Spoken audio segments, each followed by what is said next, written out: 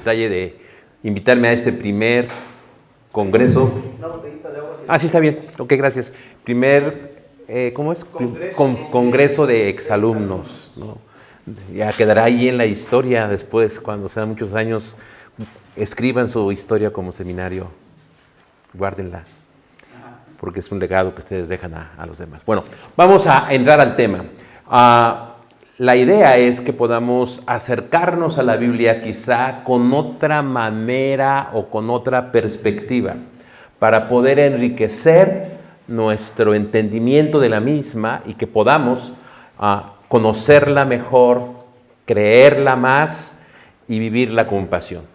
Yo estudié en un instituto hace muchísimos años que tenía este lema. La institución, no hablo de lemas verdes, hablo de otro mucho tiempo antes, que dice: la institución que enseña a conocer, a creer y a vivir la Biblia.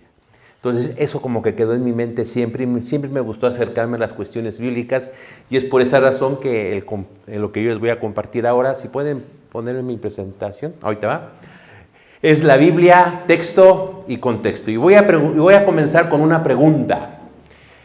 ¿Qué es la Biblia, hermana Marta? Así, a bocajarro. ¿Qué es la Biblia? La Biblia es un libro compuesto de 66 libros que se dividen entre Antiguo y Nuevo Testamento. Ok, bien. Es una respuesta, ¿no?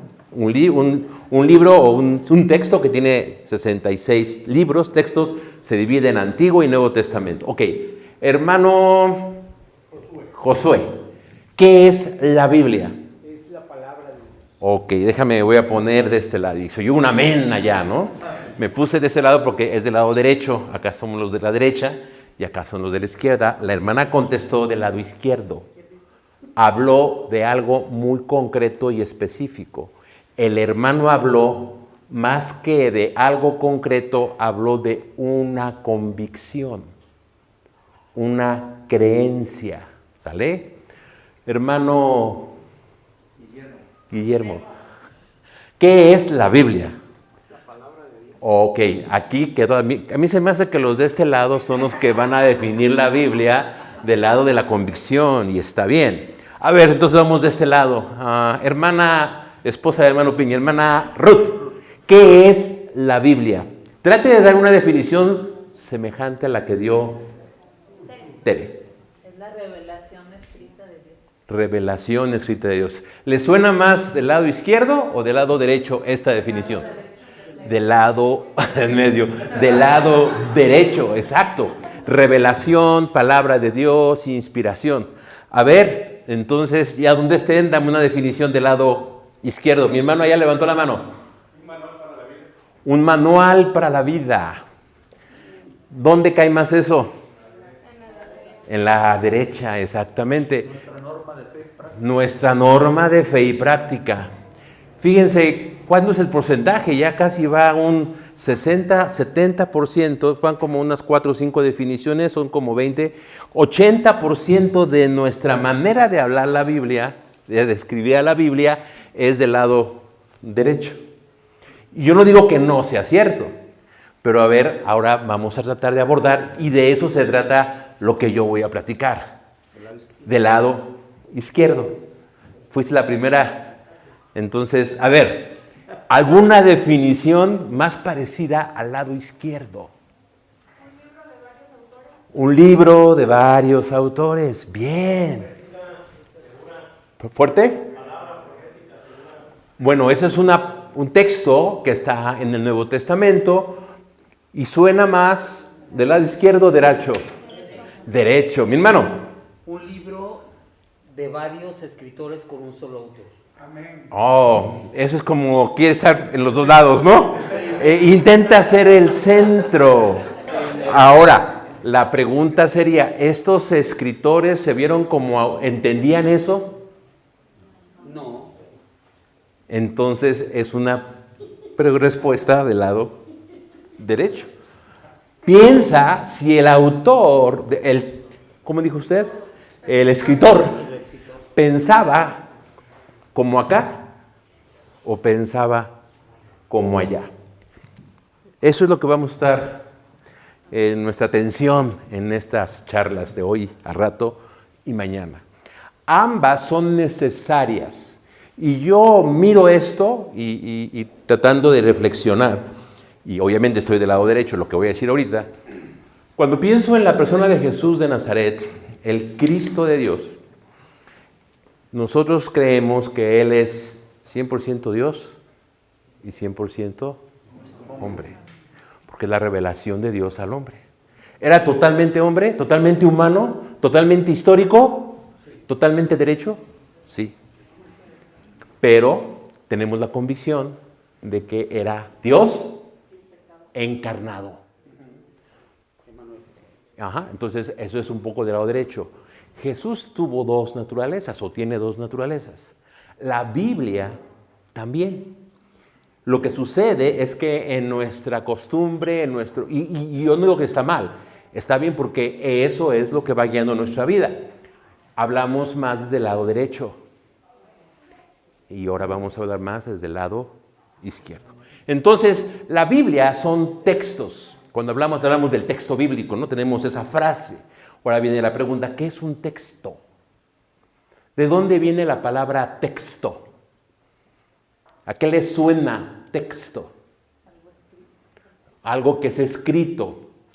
Pero la raíz de la palabra texto es tec y se refiere a las costuras, al tejido. Podemos definir o hablar de lo que es un texto.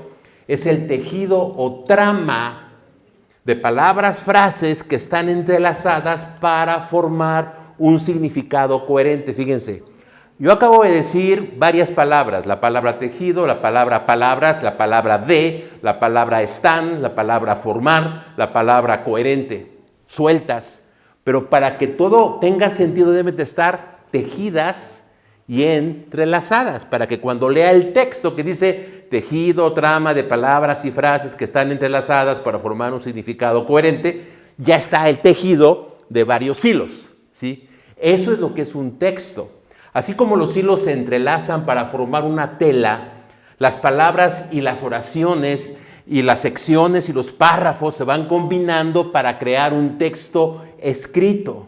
Por lo tanto, el significado etimológico de texto enfatiza la idea de algo que ha sido construido y entrelazado.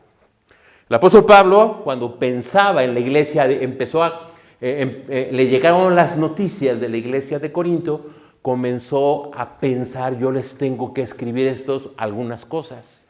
Y comenzó a construir, a tejer palabras, frases, oraciones, las ideas que quería compartir, tuvo que crearlas en un texto, tejer un texto para dejarlo plasmado y enviarlo. Eso es lo que tenemos en la Biblia, una serie de autores o escritores, déjame mencionarlo como autores acá también, que ante alguna situación escribieron y conformaron textos a los cuales después le llamamos libros. Entonces, paulatinamente vamos entrando a la idea de qué es la Biblia y qué es un texto o un contexto. Ahora bien, en este crear, en esta construcción, hay otros hilos, aparte de las palabras, que también se reflejan allá. Y por eso hablamos, y parte del título de las conferencias es contextos. Es decir, el texto bíblico está conformado por hilos de palabras que fueron armadas, pero también cruzan hilos históricos de las circunstancias que estaban sucediendo cuando Pablo escribió Corintios, por ejemplo. Estamos poniendo solamente ese ejemplo. ¿Sí? Algo había pasado, algo había sucedido. La mayoría, no, yo digo que la mayoría, casi todos los libros de la Biblia hay un antecedente, hay algo previo al texto. Y eso es un evento histórico. Algo que sucedió en la historia. Regresamos a Corintios. ¿Sabes por qué Pablo escribe primero a los Corintios?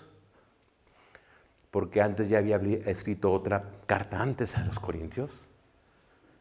Y entonces, como no le hicieron mucho caso, lo voy a escribir. Y la que escribió fue primera a los Corintios. Realmente son 4 cartas a los Corintios las que hay en el Nuevo Testamento, no son 2. Pero ¿por qué digo eso? Porque cuando lees el texto te das cuenta que hay otras cosas históricas que sucedieron y que se ven reflejadas allí. Y vamos a ver varios ejemplos de la Biblia durante estos minutos para que vayamos captando la naturaleza, este aspecto, déjame decirte, humano de la Biblia, ¿sí? Porque bien, es cierto, la palabra es palabra de Dios encarnada, es palabra de Dios puesta. Aún no tenemos allá. Ok, vamos a avanzar. Ok. Generalmente se habla de varios contextos, yo siempre hago énfasis en 3. Cuando nos acercamos a la Biblia, tenemos que considerar 3 tipos de contextos. El primer contexto es el que podríamos llamar el histórico y el cultural. ¿A qué me refiero? Son los sucesos, ahí está, le avanzamos, que es la Biblia. Yo lo pasamos, le damos al que sigue, por favor. Es un texto, y ahí está la definición que leí. Eso lo tienen ahí en los apuntes, no se apuren. Y este es un ejemplo de un antiguo manuscrito. Eso es, si no mal, regrésemelo para que veamos allá en la imagen allá. Creo que es una página de la Septuaginta antigua, un texto por ahí, es griego eso creo. Pero, ¿a qué me refiero? Ahí están las palabras, ahí están las letras que están armadas, que están tejidas, y además ahí hay un contexto, el contexto cultural o literario, porque es otra lengua, es otro idioma, ¿sí? Entonces noten todo lo que hay detrás de nuestra Biblia cuando leemos en español. Hubo alguien que escribió, hubo alguien que ante una situación histórica vio la necesidad de dejar un mensaje, de escribir algo. Y cuando estoy hablando de escribir, estoy hablando de una etapa posterior a este proceso del surgimiento de la Biblia. Ahorita vamos a ver un video que nos va a ayudar a entender un poquito más. Pero la idea de ponerles esta imagen era precisamente que pudiéramos empezar a imaginar cómo, y voy a cambiar ahora de ejemplo, el salmista, el que escribió el Salmo 8, alguna ocasión yo creo que estaba así acostado en el campo y viendo el cielo en la noche, y dijo, oh Dios, cuán grande es tu nombre en toda la tierra, ¿no? Y pensó en la creación y reflexionó en el ser humano, que es el Hijo del Hombre, para que lo visites, etcétera, etcétera, etcétera. Y ante ese impacto de la creación de Dios, se inspiró, quizás no en el sentido que queremos decir, Dios lo inspiró, que sí lo inspiró, pero en otro sentido se inspiró para producir ideas, dejarlas escritas en un texto. El Salmo 8. Y así podríamos ir con cada sección de la Biblia. Entonces, si le pasa por favor la imagen, lo que vamos a lo que les estaba contando es esta cuestión de los diferentes textos. Ahí está, primero vamos ahí. Es el contexto histórico-cultural. ¿A qué nos referimos cuando hablamos de esto? De los sucesos, del surgimiento del libro como tal, de la cultura en donde surge el libro, y también algo de la geografía. Cuando nosotros vemos o revisamos allá el libro de los Hechos, por ejemplo, el libro de los Hechos, para entenderlo tienes que tener un mapa del Mediterráneo. Si no, no lo vas a entender. Tienes que entender la geografía. ¿Por qué dice subiendo a Jericó y bajando de Jericó? ¿Por qué dice así? Porque en relación con la altura del mar, Jericó está más arriba y Jerusalén está más abajo. Entonces subía y bajaba. Era el contexto geográfico, histórico, cultural. Siempre va a haber uno y hay que distinguirlo. Ahora, no todos los contextos históricos culturales aparecen en todos los textos, hay que identificar algunos de ellos. Bien, vamos con otro más. El segundo contexto, el contexto literario. Estamos hablando de gente que escribió un texto y lo hizo con un estilo, con una forma. Cuando hablamos de estilo literario nos referimos a la conformación del libro, y vamos a ver ahorita algunos ejemplos de cómo hubo libros que no salieron de golpe y porrazo de una sola intención. Por ejemplo, el libro de los Salmos. Alguien no se agarró y se empezó a escribir 150 salmos de corrido y mañana lo tenemos, ¿no? Es un libro que paulatinamente se fue conformando. Primero algunos salmos, luego se hicieron agrupaciones de salmos y luego las famosas 5 secciones de los salmos. y al final le pusieron al Salmo 1 como introducción y el Salmo 150 como conclusión. Desde que se escribió el primer salmo, que quién sabe cuál fue, hasta que se escribió el último salmo, que según los estudiosos creen que fue el primero y el último, ¿cuánto tiempo pasó para que se conformara ese libro de la Biblia? Cuando hablamos de esos temas, estamos hablando de contexto literario. También aquí tiene que ver el famoso género literario. Hace algún tiempo escuché a alguien que dijo que cuando llegara al cielo, le iba a preguntar al hermano del hijo pródigo, o sea, el hermano mayor, al que siempre se portó bien, ¿no? Que si había entrado a la fiesta que su papá le había hecho al hijo menor, que va a buscarlo. Y yo me quedé pensando, pues yo creo que se va a frustrar, porque esa historia no ocurrió. Es una historia que Jesús creó para enseñar algo, es una parábola. Entonces nota lo importante que es distinguir un género literario. Y aquí el tema es cuando vemos libros como Daniel o Apocalipsis que, wow, ahí sí decimos muchas cosas no entendiendo que es un tipo de género muy, muy especial que hay que saber entenderlo para reconocer que es esa idea que el autor quiso tejer, quiso mostrar, considerando que estaba usando un tipo de género. ¿Sí me explico? Entonces, todo eso tiene que ver con la cuestión literaria, el idioma en que se escribió. La Biblia está compuesta de 3 idiomas entre el Antiguo y el Nuevo Testamento: el hebreo, el griego y el arameo, en unas porciones del libro de Daniel, por cierto, y en unos versículos del Génesis y unos versículos y unas secciones de Esdras, por ahí también. Entonces, la pregunta es saber cómo es posible que el libro de Daniel, el autor lo escribió en 2 idiomas. Capítulo 1 en hebreo, capítulo 2, 3, 4, 5, 6 y 7 en arameo, y capítulo 8, 9, 10, 11 y 12 en hebreo otra vez, y luego en el periodo famoso intertestamentario le agregaron unos versículos y unos capítulos en griego. Nosotros en nuestras Biblias no tenemos esos versículos, esos capítulos.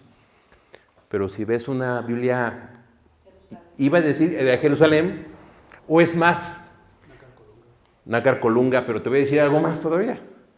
Si tuviéramos, existen algunos ejemplares, muy pocos, de los textos que imprimió Reina Valera, ¿qué crees? Allí están. Porque Reina Valera, en su primera edición, puso lo que llamamos apócrifos o deuterocanónicos, esos libros que están en el canon católico. Y entonces la pregunta es, bueno, ¿cómo es que ese libro llegó a... Si notamos esa cuestión de cómo un libro se va conformando poco a poco, esto nos va a quedar un poco más claro ahorita que veamos un video. Pero bueno, vamos al otro aspecto que también es importante. Hay más contextos, de esto hay mucho, pero el otro es el contexto canónico. ¿A qué nos referimos con el contexto canónico? Nos referimos al momento, al lugar, primeramente al lugar que el libro ocupa en el canon. Y más o menos sabemos lo que es canon, vamos a definirlo en un momento más, pero es la lista de libros oficiales en donde se estima que esos libros son inspirados, son revelación de Dios, ¿no? El lugar que ocupa en el canon, pero habría que preguntar cuál canon o cuál lista, sobre todo del Antiguo Testamento, lo vamos a revisar. Pero cuando hablo de contexto canónico es por qué ocupa ese lugar. Y también cómo es que diferentes partes de los libros pueden aparecer en los pasajes paralelos en otro libro y en otro libro, y eso también tiene que ver con el contexto canónico, ¿sí? Y también el momento en que el libro llegó a considerarse como parte del canon. Quiero comentarte que especialmente en el Antiguo Testamento no todas las listas se reconoció como inspirada o canónica de un solo golpe, sino fue un proceso histórico, del lado de la historia. Estamos hablando esta parte, si vamos a ver algunos asuntos teológicos, que de este lado son los aspectos teológicos, del lado derecho, las creencias, a las conclusiones que hemos llegado, pero estoy tratando de abordar este lado de las cuestiones históricas. El hermano Vidal dijo una cosa aquí en la conferencia, cuando habló de que buscáramos en los textos a quién se dirigió y quiénes fueron los destinatarios iniciales. El asunto que a veces no sabemos por este complejo proceso de colección de los libros para formar el canon. No es tan sencillo. Vamos a sentir como que, caray, ¿cómo entonces sucedió? Y vamos a tratar de aprender. ¿Sale? Bien. Para ver si lo que sigue. Ok, entonces ya vimos lo que es un texto. Vamos, ¿sí le pasa la diapositiva? Lo que hoy conocemos como Biblia, entonces para tratar de hacer una síntesis hasta aquí, es la etapa final de un proceso que ha durado muchos siglos, alrededor de 3.400 años. Un proceso íntimamente relacionado, y aquí estamos en esta parte histórica, con la historia de dos colectivos, de dos pueblos, de dos comunidades, de dos entes sociales. ¿Cuáles son estos dos pueblos, estas comunidades? El pueblo de Israel, para el contexto o para el canon del Antiguo Testamento, y el grupo de seguidores de Jesús del primer siglo para la formación del canon del contexto del Nuevo Testamento. Y entonces, por eso se dice que la Biblia es un conjunto de libros judeo-cristianos que surgieron por la historia del pueblo de Israel y por la historia de la iglesia, en los cuales estos pueblos vertieron ahí, o se vertió su idea de sí mismos y su idea de Dios y de que lo que Dios quería para ellos, ¿sí? En algún momento, a lo largo de este proceso, los judíos consideraron el Antiguo Testamento, y ellos lo llaman Tanaj, como la palabra de Dios, y los cristianos asumieron la misma postura tanto para el Antiguo Testamento como para una serie de documentos que llegó a conformar lo que se denomina el Nuevo Testamento. Los judíos piensan del Antiguo Testamento igual que nosotros, todo lo que dijeron del lado derecho, exactamente igual. Una de las diferencias es de que los cristianos creemos también eso, pero creemos lo mismo en relación a los textos del Nuevo Testamento y ellos no. Y hay una razón muy clara. Obviamente no reconocen a Jesús como el Mesías de Dios. Entonces, entendiendo un poquito ya estas ideas, vamos a ver un video que narra de una manera muy breve, muy sintetizada, este proceso por el cual comenzaron, crecieron y se establecieron o se definieron los textos o la lista de libros. Escuchamos y vemos.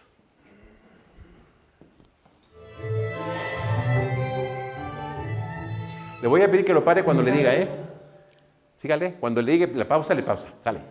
Los textos de la Biblia fueron escritos inmediatamente, los acontecimientos iban ocurriendo. ¿Lo pone desde el principio, por favor, porque le faltó allá?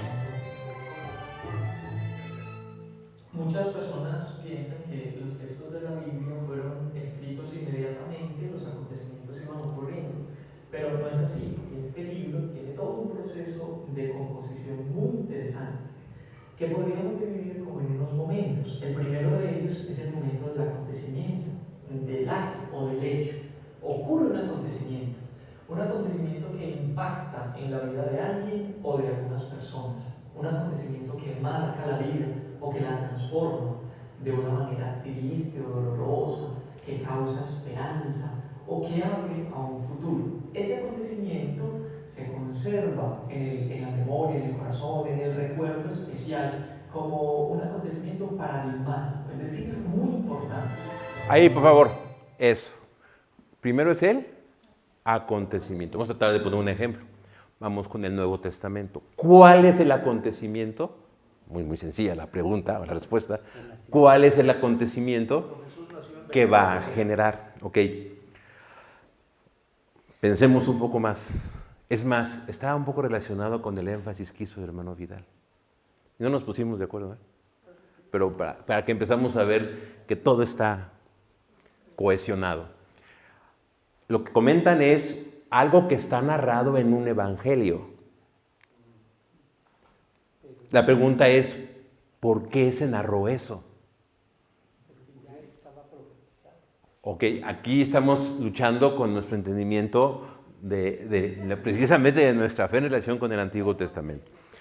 Pero ¿qué acontecimiento es? Es un acontecimiento crucial, paradigmático, incluye eso, lo que te digo, es lo que se conoce así muy técnicamente, el evento Jesucristo. Encarnación, ministerio, muerte y resurrección de Jesucristo. Todo reducido a un evento, el evento Jesucristo. Eso ocurrió antes de que se escribiera el Evangelio. Eso ocurrió antes de que existiera el Nuevo Testamento. Si no hubiera habido ese acontecimiento, no hubiera habido Nuevo Testamento. Ahora pensemos un poco más. ¿Cuál es el acontecimiento que arranca? Así como Jesucristo arranca lo que después llegó a ser el Nuevo Testamento, ¿cuál es el que arranca para que el Antiguo Testamento llegara a ser el Antiguo Testamento?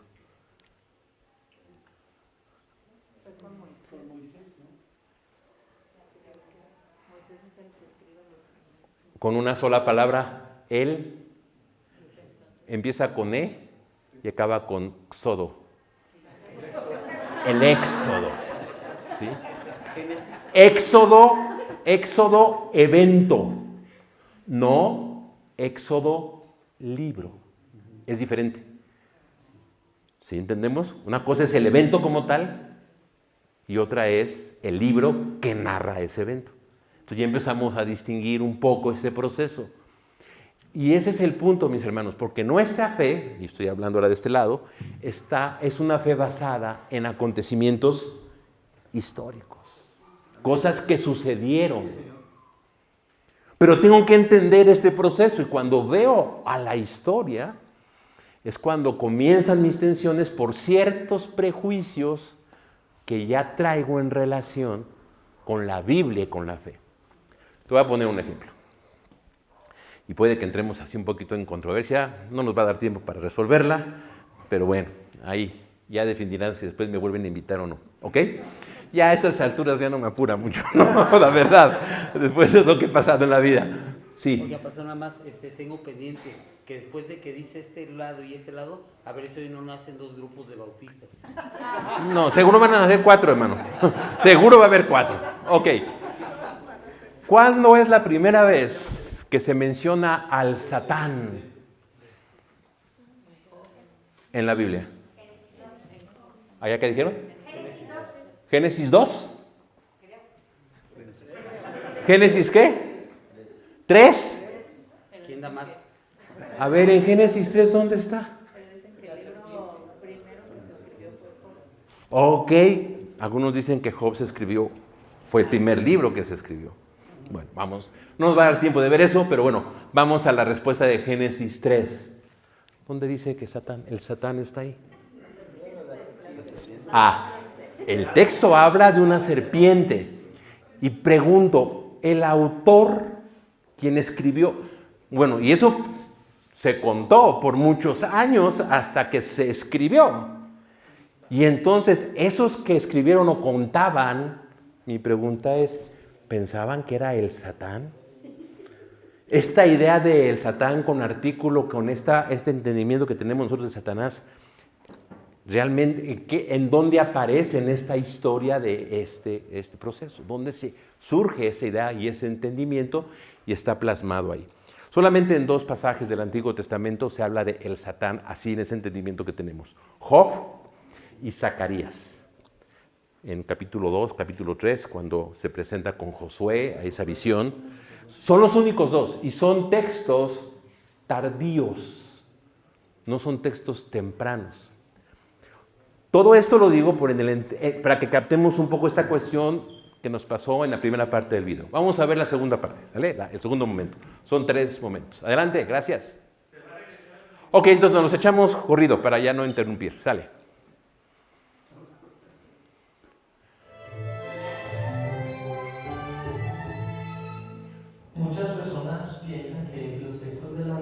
fueron escritos inmediatamente, los acontecimientos iban ocurriendo. Pero no es así. Este libro tiene todo un proceso de composición muy interesante que podríamos dividir como en unos momentos. El primero de ellos es el momento del acontecimiento, del acto o del hecho. Ocurre un acontecimiento que impacta en la vida de alguien o de algunas personas, un acontecimiento que marca la vida o que la transforma de una manera triste o dolorosa, que causa esperanza o que abre a un futuro. Ese acontecimiento se conserva en la memoria, en el corazón, en el recuerdo especial, como un acontecimiento paradigmático, es decir, muy importante.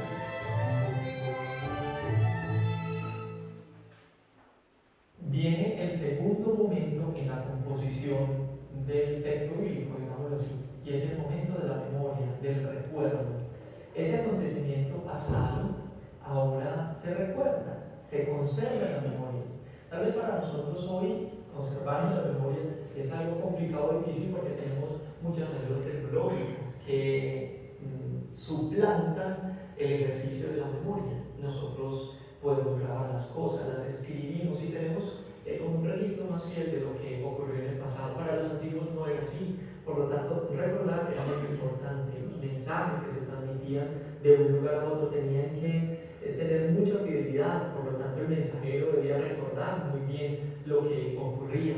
Cuando se contaba ese acontecimiento antiguo, ese acontecimiento pasado, se debía ser muy cuidadoso en transmitirlo tal cual ocurrió, para que no se tergiversara, para que no se desvirtuara ese pasado que hoy quiere ser actualizado. Con ese ejercicio de la memoria, con ese recordar lo que ocurrió anteriormente, los antiguos querían precisamente como volver a vivir o experimentar lo que experimentaron antiguamente. Y el tercer momento en este proceso de composición del texto bíblico es ya el momento de la escritura. La memoria humana pues tiene límites, no podemos recordarlo todo. Llega un momento en el que el pueblo de Israel encontró precisamente en la escritura la forma de plasmar eternamente, perennemente, ese recuerdo o ese acontecimiento pasado que seguía siendo recordado y contado. La forma entonces como conservan de una manera más fiel el evento es escribiéndolo. La escritura quería recoger como lo esencial del acontecimiento. Tal vez se pierdan muchos detalles, tal vez inclusive se digan cosas que no ocurrieron puntualmente, pero el escritor lo que quiere es recoger la intención de los que están recordando. El escritor quiere plasmar en unas cuantas palabras algo que tal vez supera o quisiera superar toda palabra y toda expresión, pero hacer el esfuerzo y nos dejan a nosotros precisamente un texto escrito.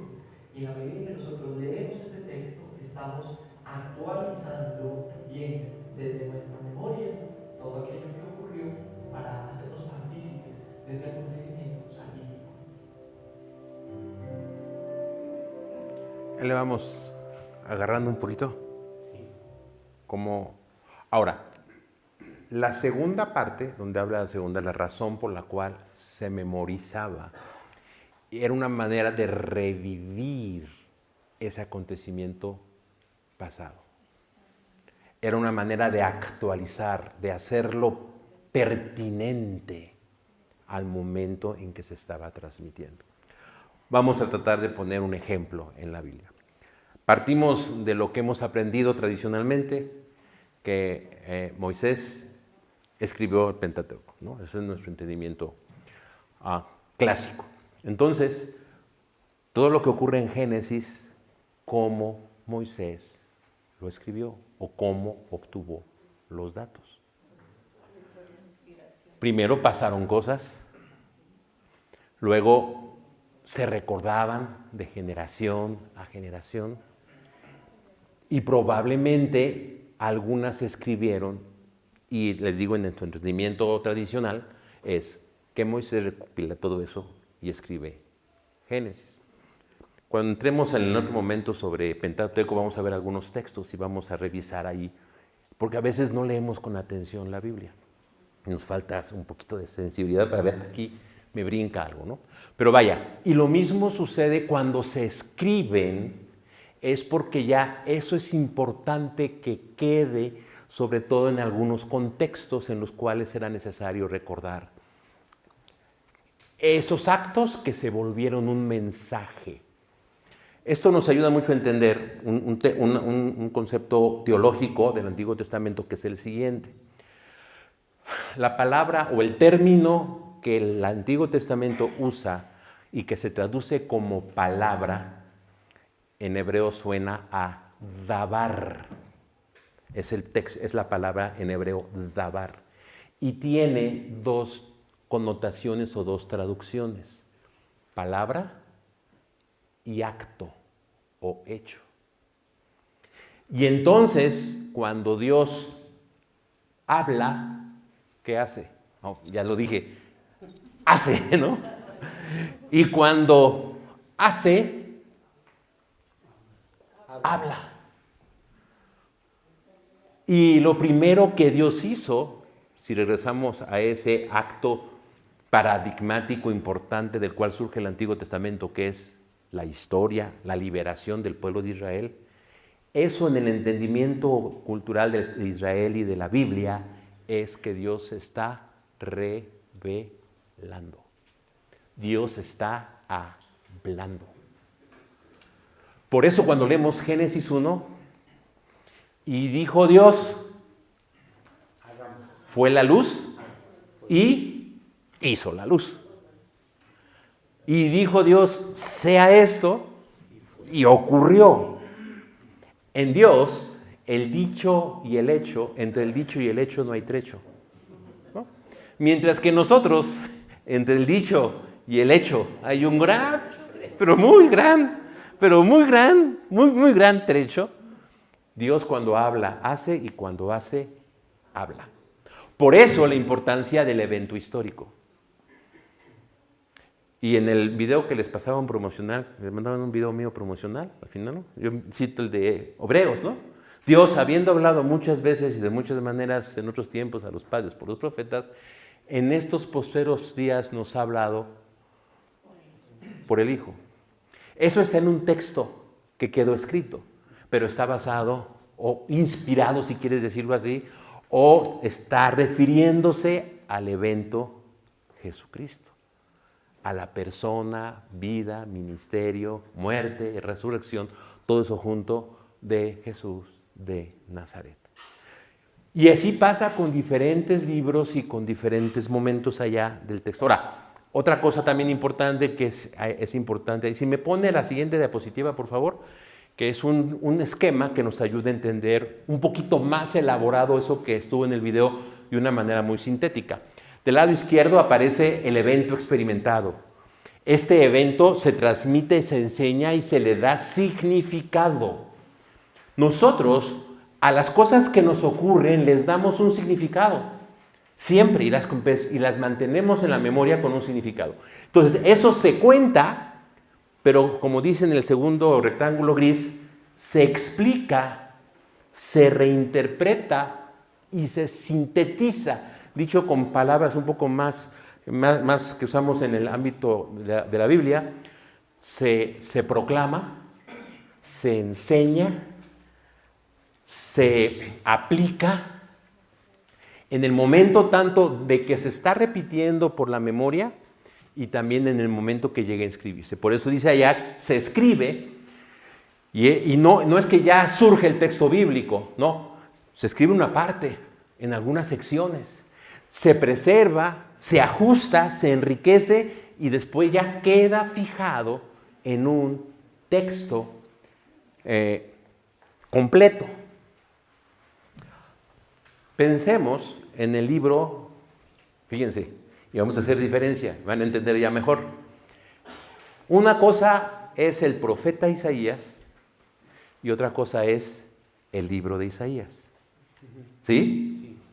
El profeta Isaías, me refiero a la historia, al momento, su vida, su ministerio. ¿Y el libro qué es? ¿Cómo podríamos definir el libro de Isaías? ¿Es qué de Isaías? La historia, pero no es un libro que no cuente mucha historia, porque él es un profeta y el profeta trae los mensajes de Dios, la palabra de Dios. ¿Qué dijiste? Los acontecimientos, no hay una parte narrativa, pero son sus... ¿Sí, mi hermano? ¿De qué? De sus mensajes o pensamientos que en algún momento dado proclamó verbalmente. O sea, cuando Isaías escribe Isaías 7:14, que él ni sabía que iba a ser 7, que iba a ser 14, porque eso se lo pusimos después. Sí, esas son de las cosas que hay que empezar a entender ya, ¿no? Y he aquí la Virgen concebirá. Eso él no lo escribió, eso él lo dijo. Se lo soltó ahí a Acaz, en un momento específico, en un contexto bien concreto, y que tiene su significado en ese evento y en ese momento. Luego, esa profecía o ese mensaje o oráculo, son tres maneras de decir lo mismo. Vamos a dejarlo para que no nos suene tan raro, mensaje, porque oráculo nos suena así muy esotérico, y bueno, no es por ahí el tema, pero técnicamente ese es el término, o sea, sociológicamente, históricamente, filosóficamente, es el oráculo, la palabra oráculo. Pero bueno, ese mensaje que le soltó a Acaz, tuvo su entendimiento en ese momento. Posteriormente, cuando siguió la historia, encontraron nuevo entendimiento de ese pasaje y lo empezaron a proclamar más, a contarlo más, hasta que se plasmó en una sección que no es todo el libro de Isaías, en una parte del libro de Isaías. Y así paulatinamente esos mensajes del profeta fueron acomodándose y surgió el libro de Isaías. Ya entendemos, ¿no? El libro de Isaías, el profeta Isaías. Entonces muchas veces confundimos los dos.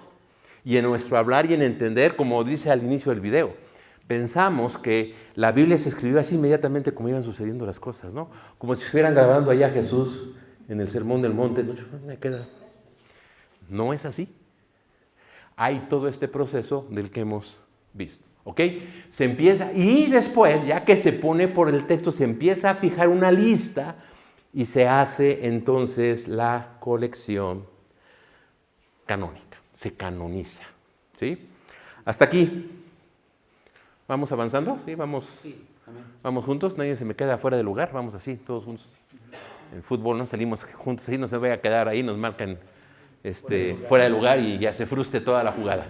¿Sale? Ok, bien. Avanzamos a la otra diapositiva, por favor. Vamos ahora a hablar un poquito, ¿por qué se llama testamento? ¿De dónde viene? ¿Por qué nosotros? Ahora, los judíos no le dicen testamento, no le dicen Antiguo Testamento. Quienes le decimos Antiguo Testamento somos nosotros, los cristianos. Pero, ¿qué significa la palabra testamento y por qué se dice? Bien, la palabra testamento o alianza tiene dos significados, tanto para el Antiguo como para el Nuevo Testamento. Vamos a abordar estas dos ideas. Desde el punto de vista literario, el Antiguo Testamento es el conjunto de libros de carácter diverso, estamos ampliando un poco más la definición, narrativas históricas, espirituales, poéticas, etcétera, procedentes de épocas distintas, redactados en un lapso de 10 siglos. El Antiguo Testamento no es una antología de la literatura israelita, pues no se limita a la selección de obras literarias estrictamente hablando, y además presenta obras completas en sí mismas y no fragmentos como lo hace una antología. Quiero decirles, mis hermanos, que en la cultura del pueblo de Israel antiguo, y sobre todo en el periodo que va del regreso del exilio hasta el año 70 o el año 100 después de Cristo, en ese periodo, el pueblo de Israel, los judíos, produjeron mucha otra literatura, aparte de la literatura que quedó en el canon, o lo que llamamos canon bíblico. Este concepto de canon, de lista oficial, es un concepto muy posterior, aún al siglo I y medio de la era cristiana. Es decir, el judío del primer siglo antes de Cristo o segundo siglo antes de Cristo, aún del primer siglo, no tiene una idea como nosotros de un texto fijo, de una serie de libros que ya son inamovibles y todo esto es revelación de Dios, inspiración de Dios. No. Ellos veían toda su literatura como algo que les daba identidad. Posteriormente, las mismas autoridades judías comenzaron a decir, este sí, este no, este sí y este no. Y esto más o menos quedó ya, y fue paulatino. Ahorita vamos a explicar ahí, pero la idea es que podamos entender ese proceso allá. Tampoco el Antiguo Testamento contiene toda la producción literaria de Israel. A lo largo de las páginas del Antiguo Testamento podemos encontrar referencias, por ejemplo, al libro del justo, al libro de las guerras de Jehová, al libro de los reyes, que no necesariamente es el libro de reyes del canon. El contenido del Antiguo Testamento fue selectivo y esta selección concluyó totalmente entre fines del primer siglo e inicios del segundo siglo después de Cristo. Y les voy a decir cuál fue, desde el punto de vista judío, la razón por la cual ellos conformaron su Tanaj, o sea, lo que llamamos Antiguo Testamento. Ellos, en ese periodo, ¿en qué estaban centrados? Era un pueblo, ¿qué? Monoteísta, pero ¿qué era lo que objetivamente decían? Esto es nuestro y sí somos aquí, y esto muestra que somos los escogidos de Dios. ¿Cuál era ese emblema objetivo, claro, específico? No, precisamente eso fue lo que después hicieron. Algo muy concreto, es un edificio, ya pues se los dije. No, el templo de Jehová, el templo de Yahvé. Templo de Jehová es este. Y entonces era lo que a ellos les daba cohesión y entendimiento, identidad. ¿Y qué pasó en el año 70 después de Cristo? ¡Pum! Volvieron a sufrir lo que en el 586, la destrucción y la dispersión.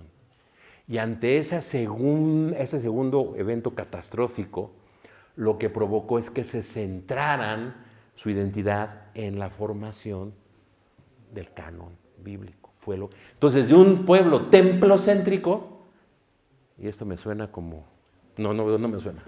Eso ocurre en otros lugares, hermanos. Yo sé que aquí, entre nosotros, eso no pasa, ¿no? De volverse un pueblo, de ser un pueblo templocéntrico, se volvieron un pueblo librocéntrico. Y por eso dijeron, estos sí y estos no.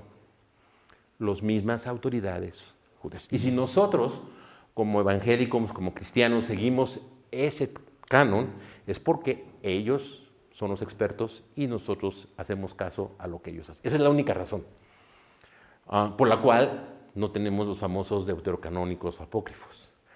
Muchos han dado muchas razones por las cuales no los tenemos y la verdad para mí ninguna es válida, más que esta. Y decir la verdad, en el tiempo de la Reforma, cuando quisieron regresar a las fuentes, dijeron, bueno, ¿qué tienen los judíos? Esto tienen los judíos, y ya para el siglo XV los judíos tenían bien definido que Macabeos, Judith, Tobías, todos esos no eran parte de su Tanaj, de su Antiguo Testamento. ¿Ok? Bien, la pasamos a la otra diapositiva, por favor.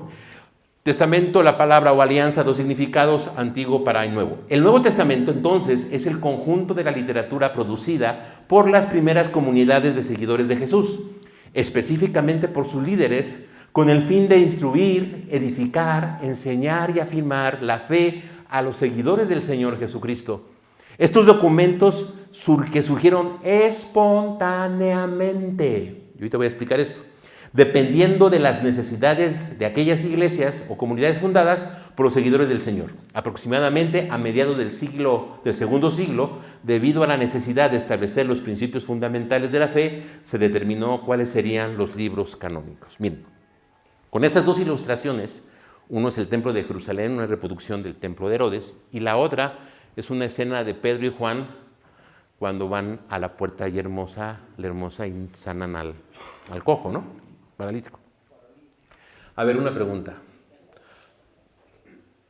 Pedro y Juan iban al templo por ser judíos o por ser cristianos. Abusado con lo que vas a contestar.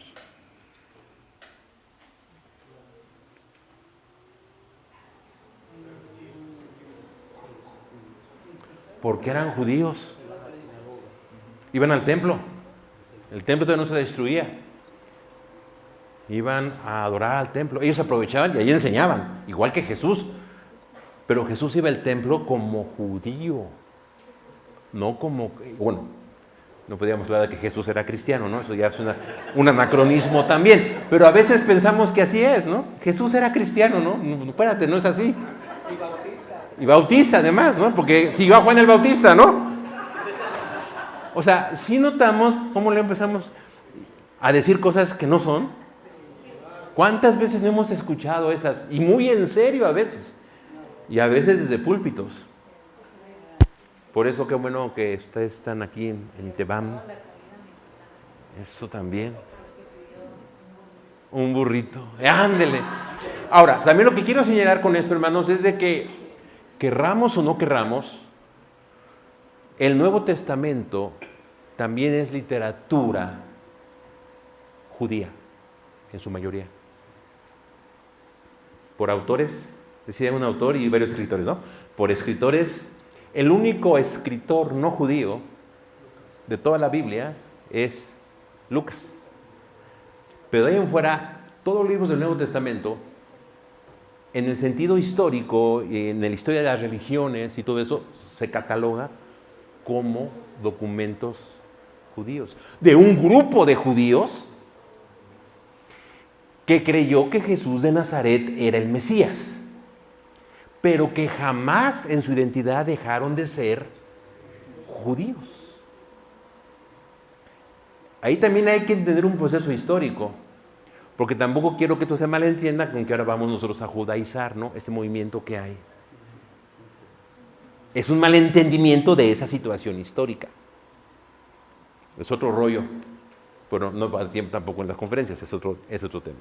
Pero vaya, por eso puse esas dos ilustraciones, porque uno refleja el Antiguo Testamento y el otro el Nuevo Testamento, pero entendiendo estos dos como parte de esa literatura que surgió en ese periodo famoso intertestamentario, ¿no?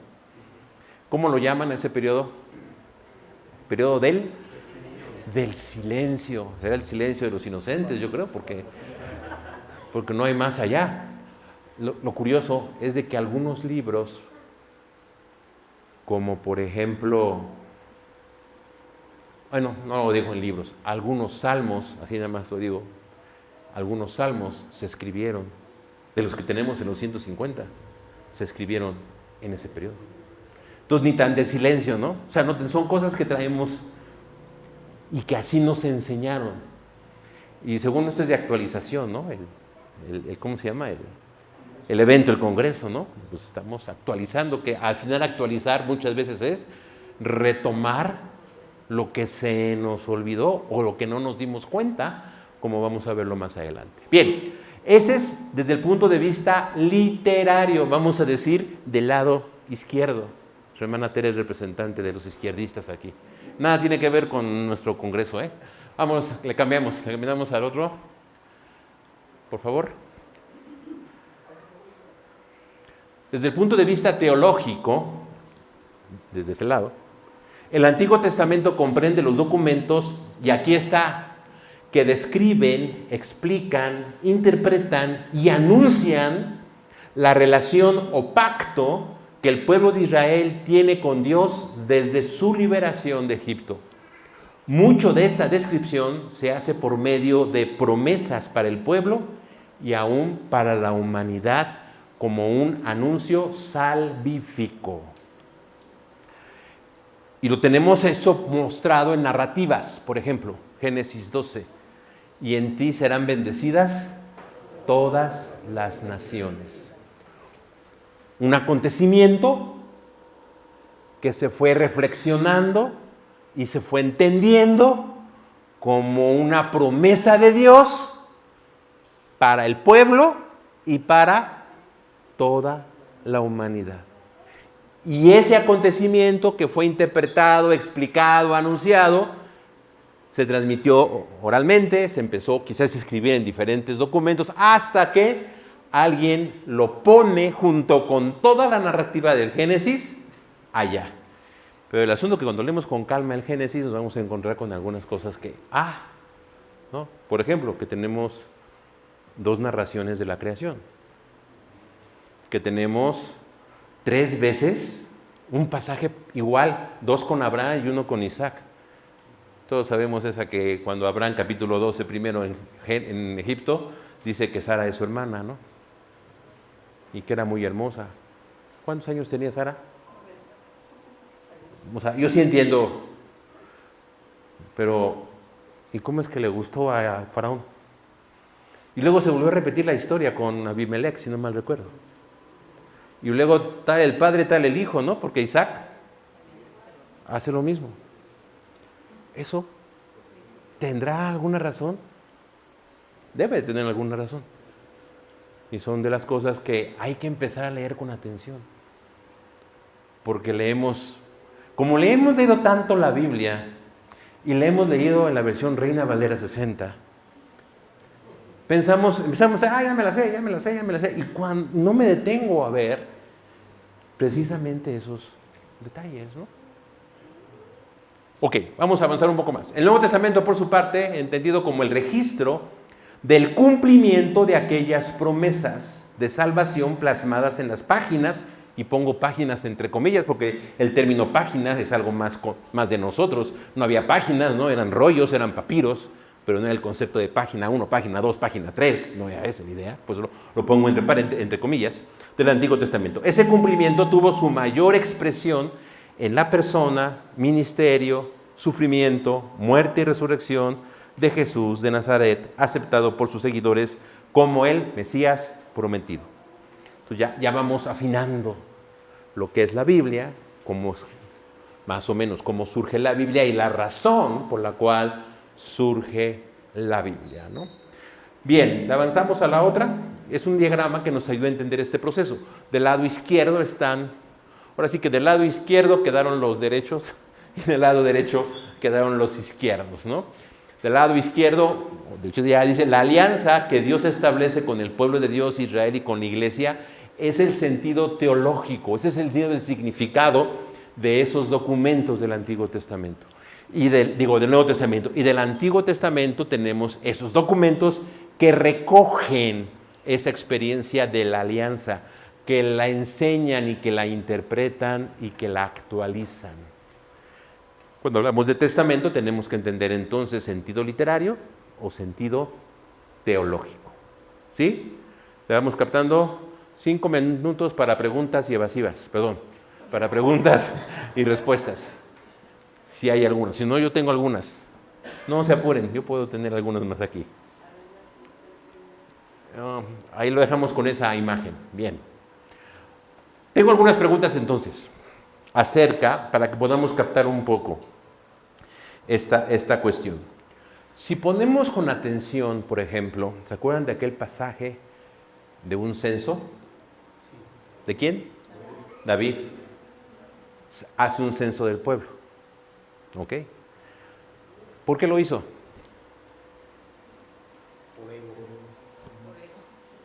¿Así dice el texto? No. ¿Qué estamos haciendo con el texto? Lo estamos interpretando. ¿Y por qué lo interpreta? Por todo lo que usted ya trae y por lo que todos traemos. Eso técnicamente se llama precomprensión. Todos traemos ya algo con lo cual comprendemos lo que nos pasa, nos sucede y leemos. Por eso, ¿no? ¿Pero qué dice el texto? O más bien dicho, los textos. ¿Me están llamando? No. Díganle que no estoy. Ay, sí. ¿Qué dice? ¿Qué pasó, mis hermanos? Sí, mi hermano.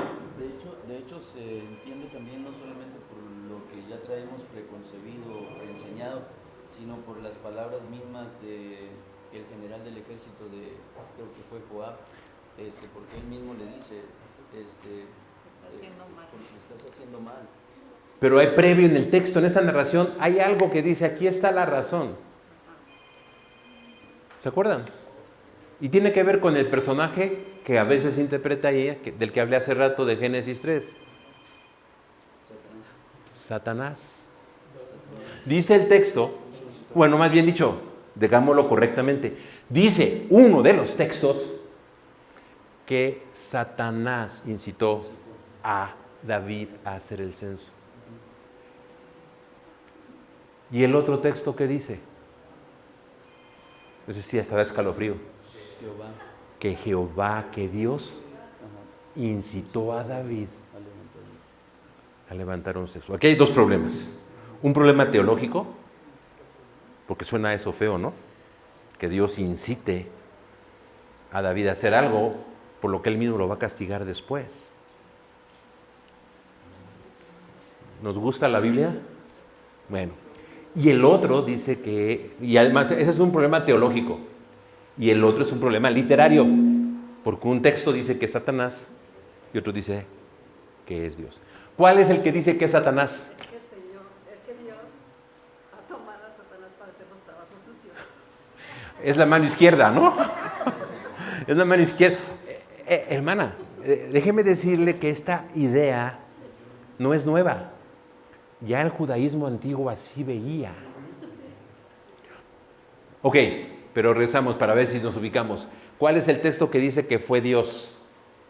Díganme la cita bíblica, libro. Segunda de Samuel. ¿Y cuál es el texto que dice que fue Satanás? Primera de Crónicas.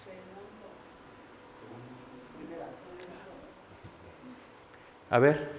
Y entonces lo primero que tenemos en nuestra mente es de que algo estamos mal entendiendo nosotros porque hay un prejuicio que traemos. La Biblia no tiene errores o no tiene contradicciones.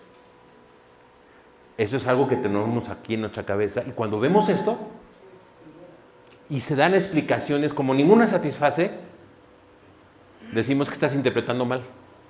Y entonces empezamos a decir, lo que realmente fue su ego. Espérame, pero el texto no dice que fue su ego. Esa es interpretación y un poquito allá con lo que le dice Joab. Pero el que arranca todo en un texto es Dios y en otro texto es Satanás. ¿Qué tenemos aquí? En el video se vio un poquito. Se dice que esas cosas o esos eventos cuando se contaban se interpretaban y se explicaban. Y lo que tenemos en Crónicas y en Samuel son dos versiones diferentes de un suceso. ¿Cuál fue el suceso? El censo. No hay duda. Cuando se empezó a explicar por qué el censo y lo que había pasado, entonces vino la interpretación más primitiva. ¿Cuál creen que haya sido la primera interpretación que se dio? ¿Que fue Satanás o que fue Dios? La de Dios. ¿Quién dice que fue Satanás? Acá, Satanás. 1-1, si fuera por votación, ¿no? La más antigua es la de Samuel. Segunda de Crónicas es otra historia, otra versión de la historia de Israel. Y cierro con este ejemplo. José Vasconcelos. Ubicamos a José Vasconcelos. Maestro, secretario de Educación Pública, hace casi 100 años, ¿no? Él escribió una historia de México. Y a lo mejor pensamos ahora en otro, Enrique Krauss, él también puede escribir su historia de México. La etapa de la independencia y de la reforma, ¿la van a escribir igual? No. Le van a dar interpretación. ¿Vino Maximiliano? Sí. ¿Juárez ahí estuvo? Sí, pero la interpretación de cada uno es distinto. Crónicas, toda la historia del cronista es una interpretación que se hizo de la historia del pueblo de Israel mucho tiempo después que regresaron del exilio. Y la de Reyes y Samuel, lo vamos a ver al rato o mañana, es una historia más antigua que se contó o se armó, se terminó de conformar como tal allá por el año un poco antes de irse a Babilonia, o los primeros años que salieron a Babilonia, del destierro. ¿Sí? Entonces, cuando entendemos el surgimiento de la Biblia como un proceso histórico, nos va a ayudar a acercarnos más para un entendimiento y un desarrollo teológico más firme, basado en cuestiones históricas. Pero hay que luchar con esto, Y hay que reconocer esas tensiones. ¿Sí me explico? Esas cosas que aparecen, esos avatares que nos aparecen ahí a veces en el texto bíblico. Y veremos otros ejemplos más adelante. ¿Comentarios? ¿Ya se me acaba el tiempo ya? ¿Allá?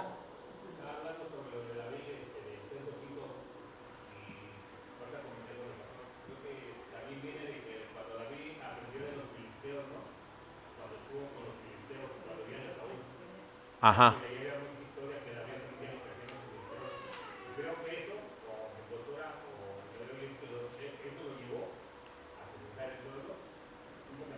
Ok, sí, allá el tema es que en los dos, el contexto es que David está casi en la plenitud, en los tiempos de su reino y tiene que planear la estrategia contra los demás naciones, ¿no? Entonces quiere saber cuántos son. Y bueno, eso ocurrió, pero aquí era la pregunta, me dio una pauta para preguntar. Y voy a hacer una pregunta un tanto aguda, porque eso, yo así enseño clases, perdón. Yo sí creo que la Biblia es inspirada. No quiero que quede claro, y que quede bien grabado ya, ¿no? Que es inspirada, es revelación de Dios, etc. Todo eso lo creo firmemente, si no, no me dedicaría a esto. Pero la pregunta es, ¿en dónde está la inspiración? Primero, ¿qué es? De eso platicamos a la otra clase. Pero, ¿dónde ocurre la inspiración? ¿En el momento histórico? ¿En el momento de la transmisión oral? ¿Cuando se empieza a escribir? ¿Cuando se forma el canon? Y no para ahí. Cuando ese libro, esos textos se traducen a otros idiomas y se traducen al español, y luego en los contextos que ustedes están acá, en los dialectos, y luego el domingo, usted, yo, él, vosotros y nosotros y ellos, agarramos un texto y lo explicamos y lo proclamamos, ¿y qué decimos? Que es la palabra de Dios. Y hay milagros, ¿no? Porque la gente se convierte y cree y todo lo demás. La pregunta es, ¿dónde está la inspiración? Yo les voy a decir, cuando me enseñaron en mis primeros años la definición de inspiración bíblica, creemos en la inerrancia e infalibilidad de la Biblia en sus escritos originales. Okay. Con eso me dejan a un lado todo el acontecimiento histórico y toda la interpretación y toda la aplicación que se hizo por siglos. Y me dejan también de lado toda la traducción y todo lo que viene después. Y me dejan con un elemento que no existe, porque no hay ningún texto original al que tengamos acceso. Ni uno solo. Como idea abstracta, excelente, hasta suena muy conservador, ¿no? Pero en la realidad no hay ninguna. Yo lo llamo argumento piadoso para no reconocer estas tensiones que hemos intentado mirar en estos minutos. Entonces, vale la pena, y yo siempre hago eso, actualizarme, es reflexionar y reflexionar en lo que creo y volverlo a cuestionar a la luz de mi nueva lectura de la Biblia, entendiendo todos estos procesos que capto a la hora de leer el texto de manera detenida. No sé cuántos nos habíamos dado cuenta de que había sido Dios o había sido Satanás. ¿Cuándo nos habíamos dado cuenta que no es Satanás, es una serpiente? Que por cierto, un animal que habla, ¿no? ¿En qué otra parte de la Biblia hablan los animales? Pero hay una diferencia. Ahí el texto dice claramente que Dios hizo que hablara. Eso fue un milagro. Acá no es un milagro. ¿A poco si viéramos a un perro que nos habla, qué haríamos? Nos pondríamos a platicar con él como... Pero allá como si nada, ¿no? Entonces, ¿qué es lo que me quiere decir el texto? O, por ejemplo, algunas cosas que han surgido y que a veces aparecen en YouTube. Lo nuestro va a aparecer en YouTube, pero es de calidad, ¿eh? No se apuren, eso sí lo vean. Pero, por ejemplo, ¿se saben la famosa historia de Lilith? Lilith. Eso. Les voy a contar como si creyera en ello. Génesis 1 dice que Dios creó varón y hembra, y fue al mismo tiempo. Génesis 2 dice que primero creó al hombre, luego ¿a quién? A los animales. Y en Génesis 1 primero son los animales y luego el ser humano. Y luego a la mujer. Y entonces, ¿qué pasó? Pues no, que ya había creado a la mujer allá. Ah, es que esa era Lilith. Porque los textos bíblicos, y sobre todo acá en esas secciones, son muy escuetos. No nos dicen cosas que los contaban o los leyeron al principio entendían. Entonces, cuando se contaba que la serpiente, los que escuchaban eso ya sabían a qué se refería. Pero como nosotros no sabemos eso, entonces decimos, ¿y dos mujeres? ¿Qué pasó aquí? Ahora, viene otra pregunta. ¿El nombre Lilith aparece en la Biblia? Ya ni saben qué contestar. Sí. ¿Ya acabé o todavía no? ¿A qué hora se acabó? Ya quiero acabar, ¿verdad? Termina esa idea. Bueno, termino la idea, ¿no? Porque tampoco ya no quiero abusar. Luego no me va a quedar material para el otro. Ok, sí aparece, mis hermanos. Regresando, les voy a decir dónde está. ¿Sale? Es el próximo episodio. Hermano, gracias.